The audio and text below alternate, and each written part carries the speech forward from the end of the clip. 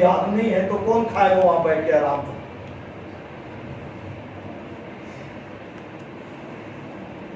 ये ड्यूटी मिला है आप लोगों को।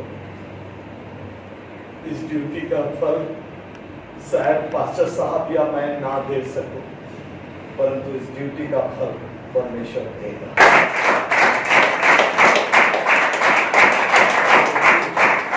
आपके कारण ये विधि जल रही है, ये आपके कारण विधि जल रही है, क्योंकि प्रभु ने आपको काम दिया है। शायद ये अपने समय में आके काम करके चला गया, ईमानदार था, पर इसके पीछे आने वाला क्या वो ईमानदार था? वो बोला मैं नहीं जाऊंगा, आज मुझे तबीयत खराब हो गया, आज कोई बहाना बना देता। उसका बहाना एक बहुत बड़ी आशीष को हमारे जीवन से ले जाए। उसमें क्या चाहिए? आग जलते रहे।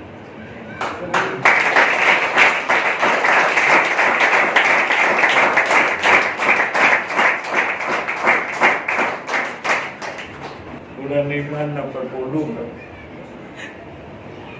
तेरा आग बुझने लगा है बेटा।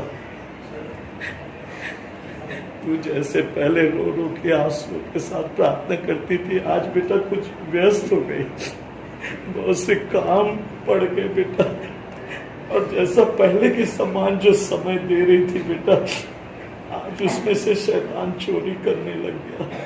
और प्रभु आज तुझे एक मुखिया के रूप में, इस टावर के मुखिया के रूप में प्रभु तुझे खड़ा करना चाहता है। तुझे देखना है कि बेटी की आग कौन जलाने गया।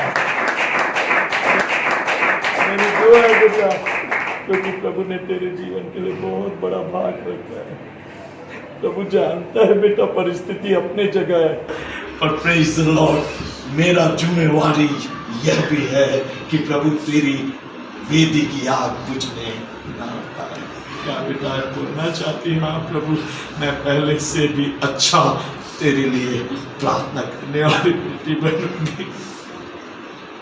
आगे न तेरे आंखों में आंसू, क्योंकि तू खुद महसूस कर रही है बेटा, बहुत ही आत्मिक कमजोरी महसूस कर रही है बेटा।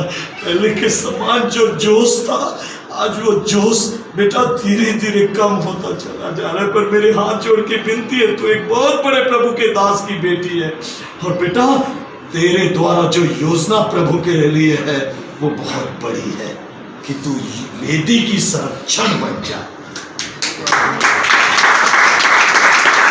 Hallelujah, hallelujah, hallelujah.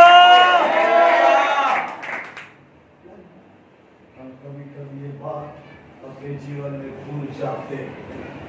कन्वेंशन का जागृति नहीं चाहिए, ये जागृति 3 दिन का है। 3 दिन की लकड़ी साल भर नहीं जलेगी, वो 3 दिन ही जलेगी। वहां साल भर की लकड़ी चाहिए।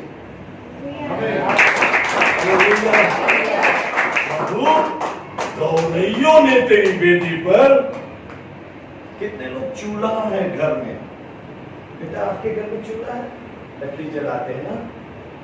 तो किचन होगा, छोटा सा आंगन होगा, छोटा सा घर होगा, है ना? छोटा सा वहाँ चूल्हा होगा, और वहाँ हमेशा आग जलती रहती है।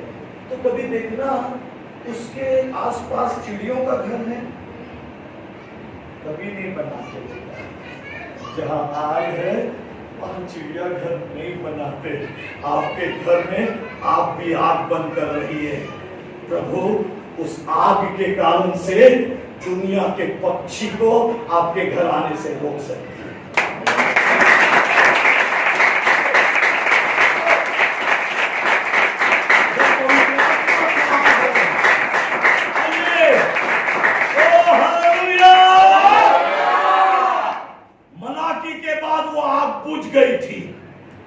परंतु फिर यीशु मसीह ने 120 लोगों को चुना, और तब वो एक जगह इकट्ठे थे आपके समान, और तब स्वर्ग से वही आग फिर से आई, ताकि वो वेदी फिर से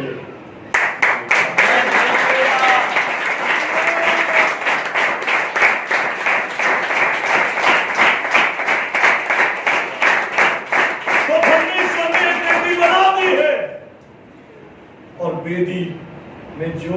अपना निवेदन लेके आएंगे।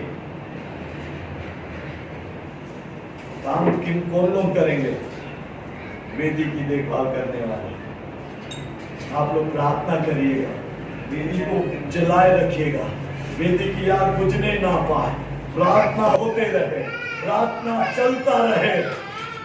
स्वर्ग में आप लेगा, प्रार्थना ग्रहण की जाएगी, लंगड़े आएंगे, चलते जाएंगे, अंधे आएंगे, देखते जाएंगे।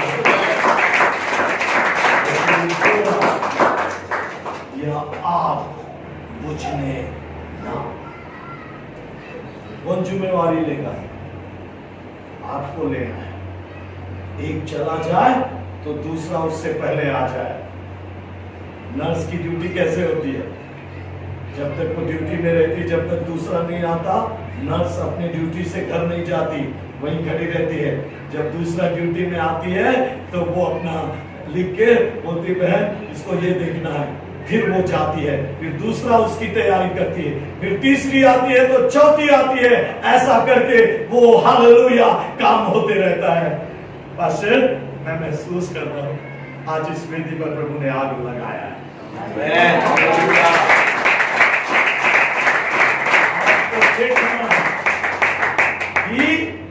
आग बुझने ना। एक समय था जब आग बुझ गई, क्योंकि लेवी लोग अपने मस्त में, सेवक लोग अपने मस्त में रह गए। तो आप यदि आप अपने जीवन में आप ऐसे ही रह जाएंगे तो वेदी की आग बुझ जाएगी, और वेदी की आग बुझेगी तो चिड़िया आके उसमें रहेंगी। इसलिए यीशु मसीह ने कहा, अरे तुम्हें पता नहीं है मेरा घर प्रार्थना का घर कहलाएगा। आमीन। मेरी दुआ है बच्चों, एक बहुत बड़ी मुझे आत्मा ने यहीं पे ये बात प्रकट किया कि सच में परमेश्वर की आग वेदी पर जलती रहे। आपकी जिम्मेवारी है, आपकी जिम्मेवारी है। ये मत सोचना, अरे मैं क्यों जाऊंगी, ये मेरी दुश्मन है, मैं नहीं जाऊंगी। बेटा, ये आपकी दुश्मन है, आप उसकी दुश्मन है, आप वो ध्यान नहीं देना है, आपको वेदी पर ध्यान देना है, जाके सीढ़ी चलाना। हमेशा याद रखना, जाना प्रभु मैं तेरे आग को बुझने नहीं दूंगी। और बेटियों, मैं प्रभु की ओर से कहना चाहता हूँ, ये आग नहीं बुझेगी तो हालेलुया परमेश्वर के स्वर्ग से वो आग उतरेगी और प्रभु की महिमा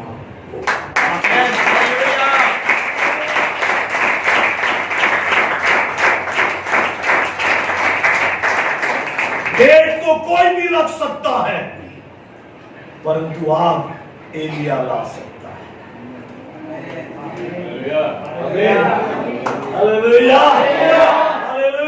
मेरी दुआ है बच्चों, इसमें से एलिया भी प्रभु खड़ा करे, इसमें से सेवक भी खड़ा करे जो आग को बुझने। मेरी दुआ है बच्चों, प्रभु इस वचन से आशीष दे। मैं यही भविष्यवाणी करने जा रहा हूं कि यदि आपकी ड्यूटी लगी है आग जलाने की, तो प्रयास करना कि आग जलते रहने देगा, बुझने नहीं देगा। प्रभु ने तुझे बहुत बड़ी मुसीबत से निकाला, इसलिए नहीं बेटा कि तू अपने लिए जिए, पर आज से कह, प्रभु मैं अब अपने लिए नहीं, इस वेदी के लिए जीऊंगी। जो वेदी परमेश्वर का, तेरे घर में वैसी खुशी आ जाएगी, तेरे घर में वैसी शांति आ जाएगी बेटा। और जो लोग तेरे घर में तुझे सता रहे हैं, वो भी तेरे साथ आएंगे और प्रार्थना करेंगे। हालेलुया, पवित्र आत्मा काम करेगा बेटा। तुम अपनी प्रार्थना को छोटा, प्रेज़ द लॉर्ड, तुम प्रभु की वेदी की सेवा के लिए बुलाए गए हो। Hallelujah, hallelujah. अपनी जिंदगी में इस बात को याद रखना कि प्रभु तूने मुझे बुलाया है। आमीन। आप यदि इसे करते रहेंगे बच्चों, प्रभु आपको बहुत ऐसे आशीष देगा। मैं आत्मा में महसूस कर रहा हूँ, मैं इतना बड़ा सेवक तो नहीं हूँ, परंतु हाँ, मैं जो भी हूँ आपके सामने एक छोटा सा सेवक हूँ। पर मैं आत्मा में महसूस कर रहा हूँ, मैं वहाँ खड़ा था तो ऐसा लग रहा था जैसे कुछ मेरे अंदर से कुछ भाग निकल रहा है। और मैं एक बात को महसूस किया बच्चों के, रियली परमेश्वर का आत्मा बड़ी सामर्थ से इन दिनों में आपको इस्तेमाल करेगा।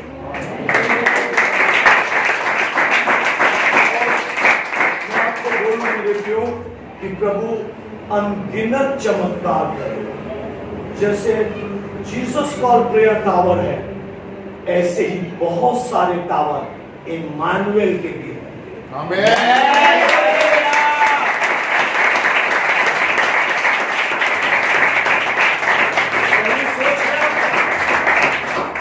सोच रखते हैं बेटा, मैं नहीं जानता, पर आत्मा कह रही है ये एक ही नहीं और बहुत से स्टेट में ये होगा।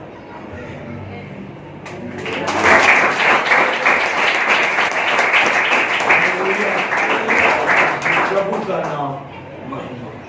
मेरे बच्चों, मेरी यही दुआ है, वेदी पर चिड़िया आना, वेदी पर चिड़िया घर ना बनाए, हम घर बनाए। हम रहेंगे, वेदी में आग जलती रहेगी तो शैतान कभी भी अटक नहीं।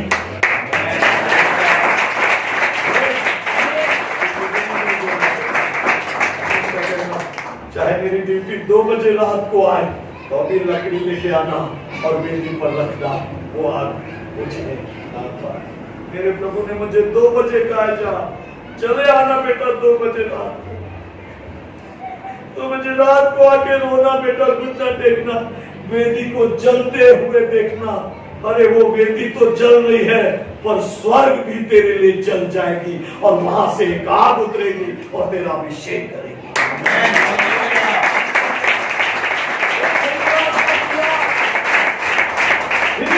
समान तेरे ऊपर आएगी और प्रभु तुझे आत्मा में कई नाम देगा जिनके लिए तू वेदी पर प्रार्थना करेगा। हमारा जीवन ऐसा। आइए, मेरी दुआ है बच्चों, अपने घर की हो चाहे प्रभु के घर की हो, वेदी चलना चाहिए। क्योंकि परमेश्वर के वचन में लिखा है, जिस घर को यहोवा ना बनाए उसके बनाने से कोई फायदा नहीं। और प्रभु घर कब बनाएगा? जब मैं निर्णय लूंगा कि मेरा घर प्रार्थना का घर कहलाए। हालेलुया। यदि आप ऐसा विचार रखेंगे, प्रभु आपको बताए। ये प्रेयर था और प्रभु बहुतों के लिए आशीष का कारण। याद रखना बच्चों, शायद कभी कभी हमको लगता है, एक बार की घटना है, लोग मुझे बुलाया करते थे प्रार्थना करने के लिए। सुनना बेटा है। तो एक बार एक अंकल रिटायर हुए और उनके बेटे के पास स्कूटर नहीं था। तो उसने मुझसे कहा, पास्टर साहब आइए तो प्रार्थना कीजिए, हम स्कूटर लेने जा रहे हैं। तो मैं, उनके पापा और उनके बेटे, हम तीनों स्कूटर कंपनी में गए और उनके पापा ने 50,000 रुपए निकाल के उन्होंने एक सुंदर नया स्कूटर, जब उस समय आया था, उन्होंने उसकी कीमत चुकाई। तो मैं हाथ रखा और प्रार्थना करने लगा। तो मैं रोने लगा। क्या बोल के मालूम? प्रभु, ये संसारिक लोग हैं, इनके पास स्कूटर मिल गया और हम लोग तेरी सेवा कर रहे हैं, हमारे पास एक स्कूटर नहीं है। रियल में मैं उस दिन बहुत रोने लगा। जब वहां से आए, मेरी पत्नी को पकड़ के मैं रोने लगा। देखो जी, हम लोग सेवा करते हैं पर हमारे पास है ना, एक व्यक्ति था जो बोला, पास्टर साहब मेरे घर में एक पुराना स्कूटर है, चलता नहीं है, ले जाओ।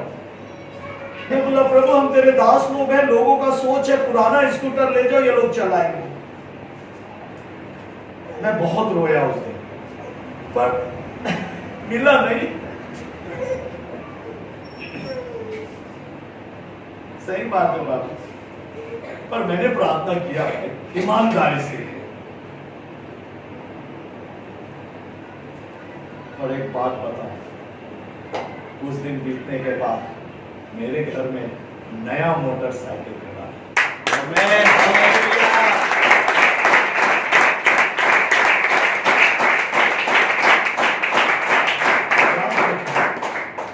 आपकी प्रार्थना केवल दूसरों के लिए ही आशीष का कारण नहीं बनती, आपकी प्रार्थना आपके लिए भी आशीष का कारण है। Hallelujah, hallelujah, praise the Lord. ये मेरा अनुभव है। और याद रखना, आप यहाँ दुआ कर रहे हैं, दूसरे लोग के जीवन में आशीष आ रही है, वो देखकर कुड़कुड़ाना नहीं, वो देखकर प्रभु से ना बोलना प्रभु आज हम उसके लिए दुआ करते हो जाता है पर हमारे लिए नहीं होता।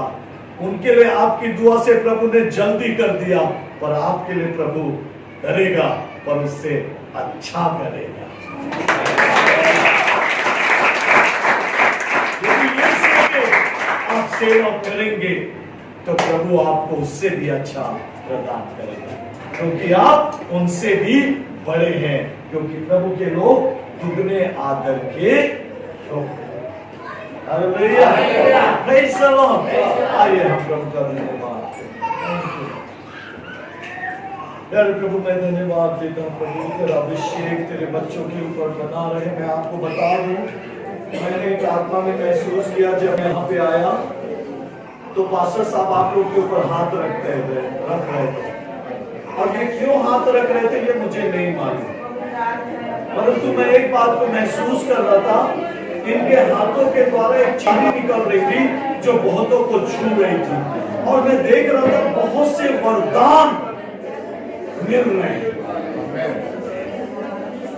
बहुत से वरदान काम कर रहे हैं, बहुत से वरदान आपको दिए जा रहे हैं। तो मेरा विश्वास है वो वरदान आपके जीवन में काम करेगा। धन्यवाद।